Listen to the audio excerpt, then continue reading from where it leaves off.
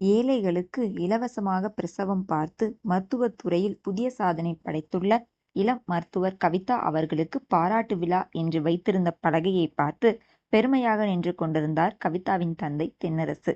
என்ன பலகையே பார்த்துட்டு நிக்கிறீங்க? இந்த பாராட்டு பரிசு எல்லாம் கொடுப்பதனால நாம படிக்க வச்சு மருத்துவமனை கட்டுறதுக்கான செலவு திரும்ப கிடைக்கவா போகுது?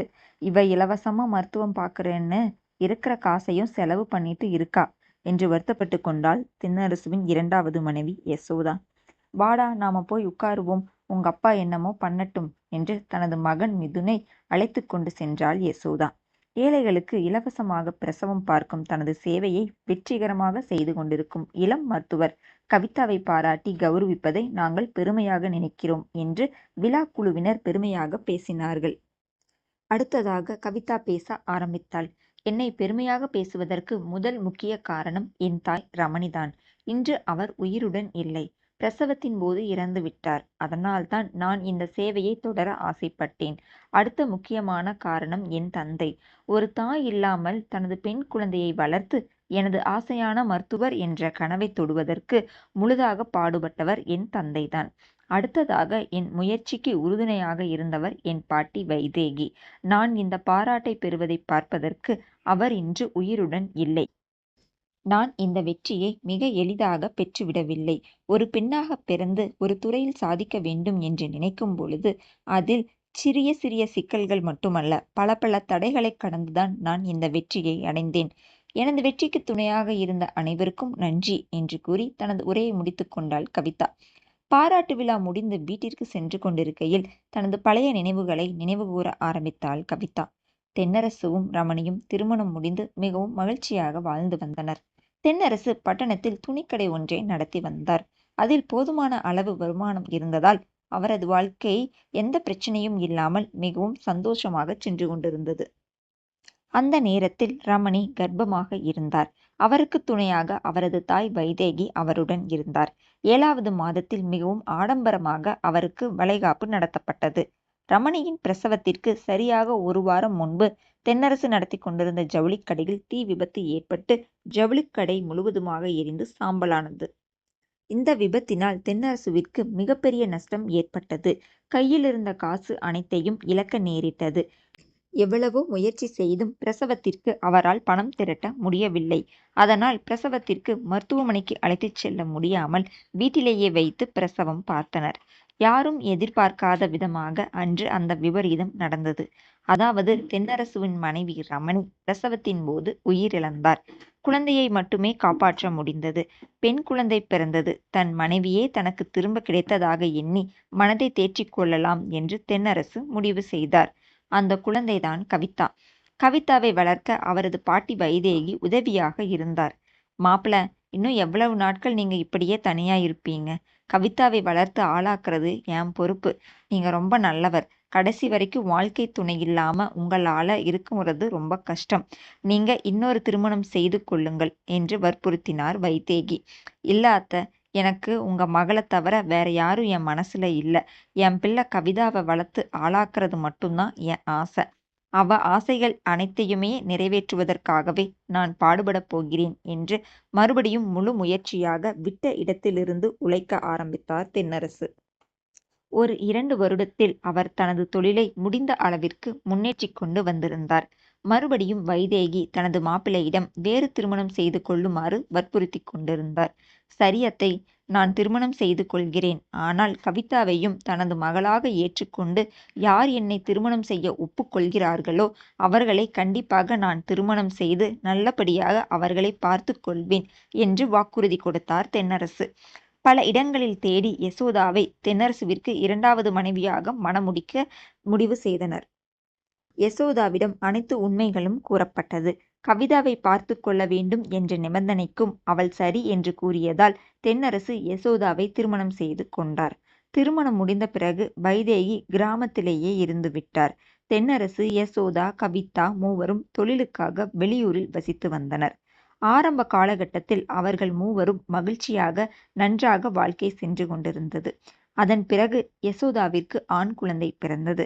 அப்பா, நான் ஆசைப்பட்ட மாதிரியே எனக்கு தம்பி பிறந்து விட்டான். அவனுக்கு மிதுன்னு பேர் வைக்கலாமா அப்பா என்று அவள் ஆசையாக கேட்டாள். யசோதாவும் அதற்கு சம்மதித்து அவனுக்கு மிதுன் என்று பெயர் வைத்தனர். அவன் வளர வளர யசோதாவிடமும் பல மாற்றங்கள் தெரிந்தன. கவிதாவை கவனிப்பது குறைவானது. அவளை அதிகமாக புறக்கணிக்க ஆரம்பித்தாள். தன் மகன் என்று மிதுனை மிகவும் செல்லமாக வளர்க்க ஆரம்பித்தாள். இதனை பார்த்த கவிதாவிற்கு மிகவும் வருத்தமாக இருந்தது. வேலையை முடித்துக்கொண்டு வீட்டிற்கு வந்த தென்னரசுவிடம் யசோதா சொன்னாள், பெண் பிள்ளைக்கு எதுக்கு இவ்வளவு செலவு பண்ணி படிக்க வைக்கிறீங்க? பெண் பிள்ளை படிச்சா எந்த லாபமும் இல்லைங்க. அதனால கவிதாவை ஏதாவது ஒரு சின்ன பள்ளியில சேர்த்து விட்டுட்டு நமது மகன் மிதுனை ஒரு பெரிய பள்ளியில் சேர்த்து படிக்க வைக்கலாம் என்று கேட்டாள் தன் கணவனிடம். கவிதாவிற்கு பெரிய டாக்டரா வரணும்னு ஆசை இருக்கு யசோதா. அதனால அவ அங்கேயே படிக்கட்டும். மிகவும் நன்றாக படிக்கிறாள். மிதுனையும் அதே பள்ளியில சேர்த்து படிக்க வைப்போம்.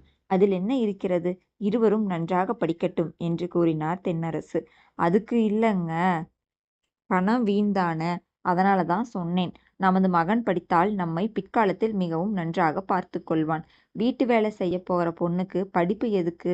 எதுக்காக வீணா செலவு பண்றீங்க என்று சொன்னேன் என்று கூறினாள் யசோதா. இனி இவளிடம் பேசி எந்த பயனும் இல்லை என்று எண்ணியவர் சரி பார்த்து கொள்ளலாம் என்று மட்டும் கூறிவிட்டு சாப்பிட்டு விட்டு சென்று விட்டார்.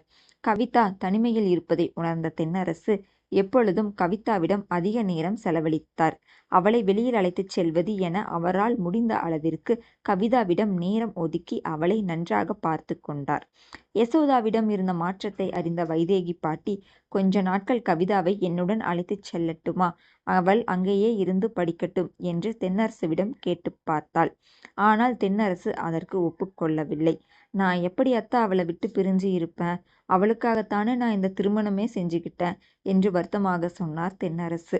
அதுக்கில்ல மாப்பிள்ள, அவளுக்கு மனசு மிகவும் கஷ்டமா இருக்கும் அல்லவா?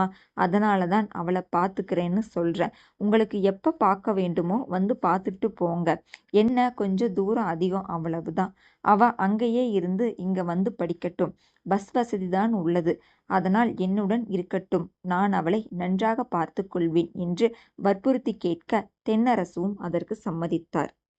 ஏனென்றால் தென்னரசு அதிகமாக கடையில்தான் இருப்பார். வீட்டில் அவள் தனிமையில் இருப்பதை அவர் விரும்பவில்லை. கவிதாவிற்கு பாட்டி என்றால் சிறு வயதிலிருந்தே மிகவும் பிடிக்கும். அதனால் பாட்டியிடம் இருந்தால் கண்டிப்பாக அவள் மகிழ்ச்சியாக இருப்பாள் என்று எண்ணி தென்னரசு சம்மதித்து விட்டார். கவிதாவை தென்னரசு அப்படியே விட்டுவிடவில்லை. யசோதாவிற்கு தெரியாமல் பண உதவி, அவளுக்கு தேவையான வீட்டு வசதி, அவள் என்ன படிக்க வேண்டும் என்ன வேண்டும் என்று கேட்கிறாளோ அனைத்தையும் அவர் செய்து கொடுத்தார். அப்பாவின் ஆசைக்கு ஏற்றபடி அவளும் மருத்துவராக வேண்டும் என்று மிகவும் நன்றாக படித்து கொண்டிருந்தாள். இப்படியே அவள் 12ஆம் வகுப்பு முடிந்தது. மிகவும் நல்ல மதிப்பெண்கள் பெற்றிருந்ததால் அவளுக்கு அரசு கல்லூரியில் மருத்துவராக படிப்பதற்கு இடம் கிடைத்தது. கவிதாவிற்கு மருத்துவராக படிப்பதற்கு இடம் கிடைத்தது என்பதை அறிந்த யசோதாவினால் பொறுத்து கொள்ள முடியவில்லை. ஏங்க, எதுக்கு இவ்வளவு செலவு பண்ணி அவளை மருத்துவருக்கு படிக்க வைக்கிறீங்க? மருத்துவருக்கு படிக்க வேண்டும் என்றால் மிகவும் செலவு ஆகுமாம். அதனால அவளை அந்த ஆசையை விட்டுட்டு ஒரு சின்ன கல்லூரியில சேர்ந்து படிக்கச் சொல்லுங்கள் என்று கேட்டுக்கொண்டாள். அப்படியெல்லாம் இல்லை யசோதா. அரசு கல்லூரியில் இடம் கிடைத்துள்ளது. அதனால் அவளுக்கு படிப்பு செலவு எல்லாமே இலவசம். அதனால் நீ ஒன்றும் வருத்தப்பட வேண்டாம். உன் பையனுக்கு காசு சேர்த்து வைத்துக் கொண்டுதான் இருக்கிறேன் என்று நக்கலாக பேசிவிட்டு சென்று விட்டார் தென்னரசு. பணம் செலவு செய்ய வேண்டியது இல்லை, அனைத்தும் இலவசம் என்பதை அறிந்த பிறகுதான் யசோதாவிற்கு மனம் நிம்மதி அடைந்தது. இவ்வளவு நாட்கள் கிராமத்தில் பாட்டியிடமிருந்து படித்துக் கொண்டிருந்தாள். கல்லூரியில் சேர்ந்த பிறகு அவள் கல்லூரி விடுதியில் இருக்க மனம் இல்லாததால் பக்கத்திலேயே ஒரு வீட்டை வாடகைக்கு எடுத்து தனது பாட்டியுடன் அழைத்து கொண்டு சென்று அவளும் பாட்டியும் அங்கேயே இருந்து விட்டனர். ஏன் பாட்டி, நீங்க அங்க கிராமத்துல ரொம்ப சந்தோஷமா இருந்தீங்க. இந்த பட்டணத்துக்கு உன்னை தனியா கூட்டிட்டு வந்து ரொம்ப கஷ்டப்படுத்துறேனா? சொல்லுங்க பாட்டி என்று கேட்டாள் கவிதா. அப்படியெல்லாம் ஒன்றுமில்லை. எனக்கு எங்க இருந்தாலும் உன் கூட இருக்கிறது தான் ரொம்ப சந்தோஷம். நீ ஒரு பெரிய மருத்துவரா வந்து ஏழைகளுக்கு இலவசமா வைத்தியம் பார்க்கணுங்கிறது தான் என்னோட ஆசை என்று கூறினாள் வைதேகி பாட்டி. கவிதாவின் தந்தை தென்னரசு அவ்வப்போது அவளை வந்து பார்த்துவிட்டு சென்றார். அவருக்கு என்ன வசதி வேண்டும் என்று கேட்டு அனைத்தையும் செய்து கொடுத்தார். கவிதா 1ஆம் ஆண்டு படிப்பை முடித்துவிட்டு 2ஆம் ஆண்டில் அடியெடுத்து வைத்தாள். அப்பொழுது அவளுடன் படித்துக் கொண்டிருந்த அழகிரி என்ற பையன் கவிதாவை காதலிப்பதாக கூறினான். அவன் பெரிய பணக்கார வீட்டு பையன். அது மட்டுமில்லாமல் ரவுடி போல் கவிதாவை டார்ச்சர் செய்து கொண்டிருந்தான். கவிதா அழகிரியை பிடிக்கவில்லை என்று கூறிய பிறகும் அவன் அவளை விடாமல் தொந்தரவு செய்து கொண்டிருந்தான். ஒரு கட்டத்திற்கு மேல் ரவுடியை விட மோசமாக நடந்து கொள்ள ஆரம்பித்தான். என்னை வேண்டாம் என்று கூறிய நீ எப்படி படிச்சு டாக்டர் ஆகிறன்னு பார்க்கிறேன் என்று தனது நண்பர்களுடன் சேர்ந்து ரவுடிசம் செய்தான். கவிதா இதை கல்லூரி நிர்வாகத்திடம் குற்றம் சாட்டியதால் அவர்கள் அவனுக்கு எச்சரிக்கை செய்து விட்டுவிட்டனர். ஏனென்றால் உன் படிப்பு வீணாகிவிடும், அதனால் உன்னை எச்சரிப்பதோடு விடுகிறோம். இனிமேல் சரியாக நடந்து கொள் அனைத்து பெண்களிடமும் என்று கூறிவிட்டனர். அதன் பிறகு அவன் எந்த தொந்தரவும் செய்யவில்லை. ஆனால் அவளை எப்படியாவது கடைசி தேர்வு எழுத விடாமல் பழி வாங்குவது என்று முடிவு செய்து இருந்தான். இப்படியே அவர்களுடைய மருத்துவ படிப்பிற்கான இறுதித் தேர்வு வந்தது.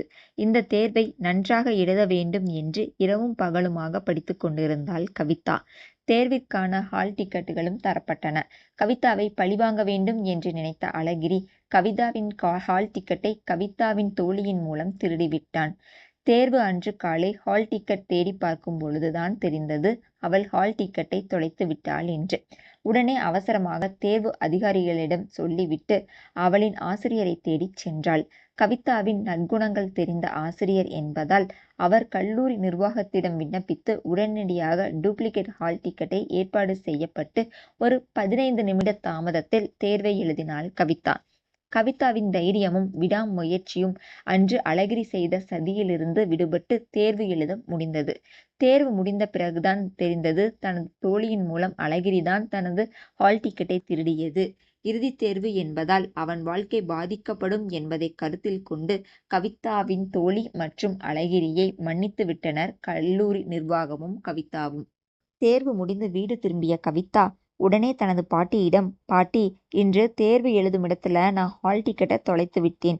இல்லை இல்லை, அதை திருடி விட்டனர் என்று ஆரம்பித்து நடந்த அனைத்து விஷயங்களையும் தனது பாட்டி வைதேகியிடம் கூறினாள் கவிதா. ஏன் கவிதா, உன் வாழ்க்கையில மட்டும் வெறும் தடங்கல்களாக மட்டுமே வருகின்றன? பிறந்த நாளிலிருந்து நீ இன்று வரை பல கஷ்டங்களை மட்டுமே சந்தித்துள்ளாய். இனிமேலாவது உன் வாழ்க்கை பிரகாசமாக இருக்கும் என்று நம்புகிறேன் என்று சோகமாக இருந்தாள் வைதேகி. நீங்கள் அதை பற்றியெல்லாம் கவலைப்பட வேண்டாம் பாட்டி, நான் பார்த்து கொள்கிறேன். நான் பிறந்த நாளிலிருந்து நீங்களும் என் அப்பாவும் என்னை மிகவும் நன்றாக வளர்த்து உள்ளீர்கள். நீங்கள் பட்ட கஷ்டங்களை நான் பெருமையாக மாற்றுவேன். நான் மருத்துவத்துறையில் சாதித்து இலவசமாக ஏழைகளுக்கு வைத்தியம் பார்ப்பேன். அதை பார்த்து நீங்களும் அப்பாவும் பெருமைப்படும் அளவிற்கு நான் வளர்ந்து காட்டுவேன் என்று நம்பிக்கையாக கூறிக்கொண்டிருந்தாள். இன்னும் 2 தேர்வுகள்தான் உள்ளது பாட்டி. அதன் பிறகு நாம் நமது ஊருக்கு சென்று விடலாம். இந்த வீட்டை காலி செய்துவிட்டு என்று கூறிவிட்டு படிக்கச் சென்றாள் கவிதா.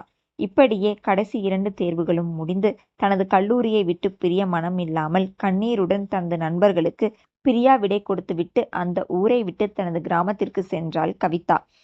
தேர்வு முடிவுகள் அவள் நினைத்தால் போல் நல்ல விதமாக வந்ததால் அவளும் மருத்துவராக பயிற்சி எடுக்க மருத்துவமனையில் சேர்ந்தாள். இப்படியே பயிற்சிகள் முடிந்து அவள் இப்பொழுது சிறந்த பெண் மருத்துவராக உயர்ந்து விட்டாள். அதன் பிறகு தனது தந்தையிடம், அப்பா, எனக்கு ஒரு ஆசை, அதை நீங்க நிறைவேற்றுவீங்களா என்று கேட்டாள் கவிதா. சொல்லுமா, நான் நிறைவேற்றுகிறேன். உனக்காக என்ன வேண்டுமானாலும் செய்வேன் என்று கூறினார் தென்னரசு.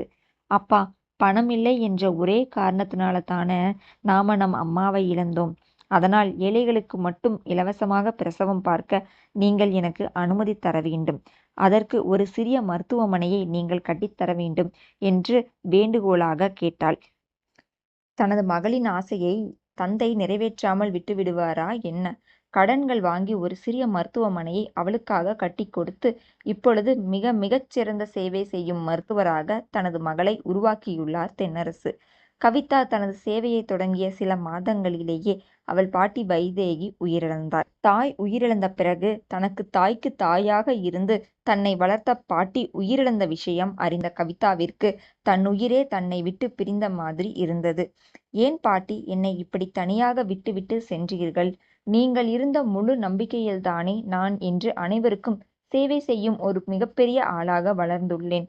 இதற்கு காரணமே நீங்கள்தான். நீங்கள் என்னை விட்டு பிரிந்தாலும் என்றும் என்னுடன் தான் இருப்பீர்கள். என்னை எப்பொழுதும் ஆசிர்வதிப்பீர்கள் என்று நம்புகிறேன் என்று பாட்டியை மனதார பிரார்த்தனை செய்து கொண்டு பிரம்மை பிடித்தது போல் உட்கார்ந்து கொண்டிருந்தாள் கவிதா. கவிதாவை சமாதானம் செய்து பழைய நிலைக்கு கொண்டு வர கிட்டத்தட்ட ஒரு 2 மாதங்கள் ஆகிவிட்டன தென்னரசுவுக்கு. அதன் பிறகு தனது சேவையை வைதேகி ரமணி என்று பெயர் வைத்து தனது சேவையை தொடர்ந்து கொண்டிருந்தாள் கவிதா. அந்த சேவையை செய்து கொண்டிருக்கும் பொழுதும் அவளால் நிம்மதியாக செய்து முடிக்க முடியவில்லை. பல தொந்தரவுகள் நிறைய பேர் செய்து கொண்டிருந்தார்கள். பல பிரச்சனைகளை தாண்டி இன்று சமூகத்தில் ஒரு மிகப்பெரிய இடத்தையும் கௌரவத்தையும் பெற்று இன்று அனைவரும் பாராட்டும் அளவில் வளர்ந்துள்ளாள். இப்படியே நடந்த அனைத்து விஷயங்களையும் மெல்ல நினைத்து கொண்டே தன் காரில் தனது இல்லத்தை நோக்கி சென்றாள் கவிதா. வீட்டிற்குச் சென்றதும் தந்தையிடம், அப்பா, அம்மா இறந்த பிறகு நீங்க பட்ட கஷ்டங்களை நான் உங்களுடனே இருந்து பார்த்துள்ளேன். எனக்காக பாட்டிக்காக இன்னொரு திருமணம் செய்து கொண்டீர்கள். அதன் பிறகு பாட்டி, சித்தி, தம்பி என ஒருவரையும் கஷ்டப்படுத்தாமல் எப்படி வாழ்க்கையை நடத்த வேண்டும் என்பதையும் நான் உங்களிடம் இருந்துதான் கற்றுக்கொண்டேன். அது மட்டும் இல்லை, ஒரு தாய் இல்லாமல் ஒரு பெண் குழந்தையை எப்படி வளர்த்து அவளின் ஆசையை நிறைவேற்ற வேண்டும் என்பதையும் உங்களிடம் இருந்துதான் கற்றுக்கொண்டேன். என்னைப் போன்ற பெண் குழந்தைகளுக்கு உங்களைப் போல் ஒரு தகப்பன் எப்பொழுதும் கிடைக்க வேண்டும் அப்பா. சித்தி இப்பொழுது இருப்பது போல் எப்பவும் இருக்க மாட்டார்கள். கண்டிப்பாக அவர்கள் ஒரு நாள் மாறுவார்கள். நாம் இன்றும் போல் என்றும் சந்தோஷமாக ஒற்றுமையாக இருப்போம். நமது தம்பி மிதுனை நன்றாக வளர்க்க வேண்டிய கடமை எனக்கு உள்ளது. நான் அவனுக்கு அக்கா மட்டுமல்ல, ஒரு தாயாக இருந்து அவனை நன்றாக பார்த்து கொள்வேன். எப்பொழுது உங்கள் தொழிலை விட்டுவிட்டு நீங்கள் ஓய்வெடுக்க வேண்டும் என்று நினைக்கிறீர்களோ அன்று நீங்கள் ஓய்வு எடுக்க ஆரம்பிக்கலாம். உங்களை கடைசி வரை எந்த கஷ்டமும் இல்லாமல் நான் பார்த்து கொள்வேன். இப்பொழுது கூட உங்கள் மனநிம்மதிக்காகத்தான் நீங்கள் வேலைக்கு செல்வதை நான் அனுமதிக்கிறேன் அப்பா. உங்களை பார்த்து கொள்ள நான் இருக்கிறேன். இப்பொழுதும் உங்கள் மகளாக மட்டுமல்ல, உங்கள் தாயாகவும். பெரிய மனுஷி போல பேசிக் கொண்டிருக்கும் தனது மகளை பெருமையாகவும் ஆனந்த கண்ணீருடனும் பார்த்து கொண்டே அமர்ந்திருந்தார் தென்னரசு.